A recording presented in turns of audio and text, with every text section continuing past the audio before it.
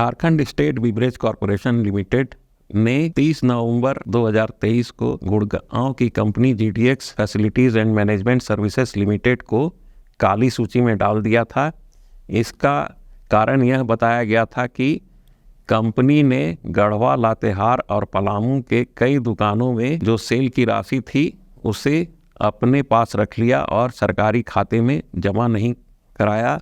इससे संबंधित एक्साइज यानी उत्पाद विभाग के जो अधीक्षक थे उन्होंने सरकार को रिपोर्ट की कि जांच के क्रम में पाया गया कि जीडीएक्स ने गढ़वा और पलामू के कई दुकानों में लगभग 2.5 करोड़ रुपए से अधिक की राशि सरकारी खाते में जमा नहीं की है। इसकी जांच जरूरी है और इसी जांच रिपोर्ट के आधार पर GDX facilities and management services limited को सरकार ने काली सूची में डाल दिया। यानी 3 वर्षों तक इस कंपनी को झारखंड में कारोबार करने से रोक लगा दी गई। सरकार के इस फैसले के विरुद्ध में GDX facilities and management services limited के राहुल सिंह ने हाईकोर्ट का दरवाज़ा खटखटाया और यह कहा कि झारखंड की जो उत्पाद नीति है उसके विभिन्न नियमों के तहत कंपनी को सुनवाई का उचित मौका नहीं दिया गया। कंपनी के जो उत्तर थे उसे स्वीकृत नहीं किया गया और यह एक तरफा कार्रवाई की गई और GDX facilities and management services limited की ओर से दायर याचिका में यह कहा गया कि सरकार ने जो ब्लैकलिस्टिंग की कार्रवाई की है वह नियमों के विरुद्ध है, इसलिए तत्काल स्थगन आदेश लाया जाए।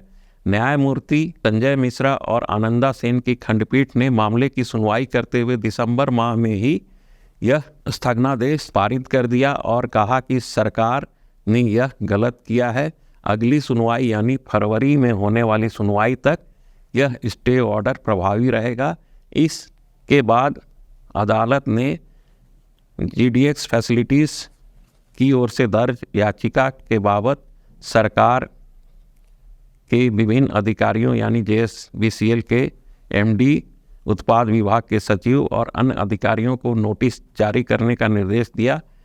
यानी कुल मिलाकर कहें तो GDX facilities and management services limited को सरकार ने जिन 5 जिलों से उसका मैन पावर सप्लाई का काम छीन लिया था और उस कामकाज के बदले दिल्ली की एक company RK and company man power private limited को काम दिया था, उसे अब हाईकोर्ट ने स्थगित करने को कहा है।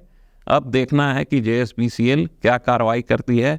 हाईकोर्ट के स्थगनादेश के बावजूद अब तक आरके एंड कंपनी को लातेहार, गढ़वा, पलामू और रामगढ़ तथा बोकारो से हटाया नहीं गया है। हाईकोर्ट की कार्रवाई के प्रति सरकार का रवैया कुछ अभी स्पष्ट नहीं है।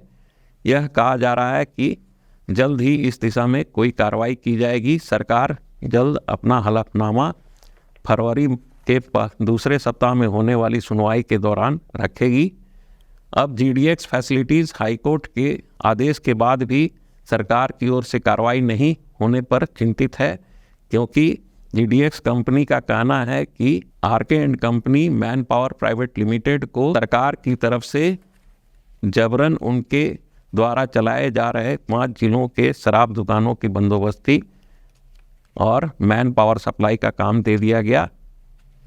आरके एंड कंपनी जो है इस संबंध में 4.76 करोड़ रुपए का बैंक गारंटी जेएसबीसीएल को 22 सितंबर 2023 को जमा की थी। इस बाबत कई अन्य त्रुटियां हुई थी, उसका उल्लेख भी याचिका में किया गया है। अब आने वाले दिनों में यह पता चलेगा कि सरकार क्या कार्रवाई करती है। क्या जीडीएक्स फैसिलिटीज़ एंड मैनेजमेंट सर्विसेज को 5 जिलों का काम फिर से वापस मिल जाएगा या और कोई कार्रवाई की जाएगी। नमस्कार, जोहार।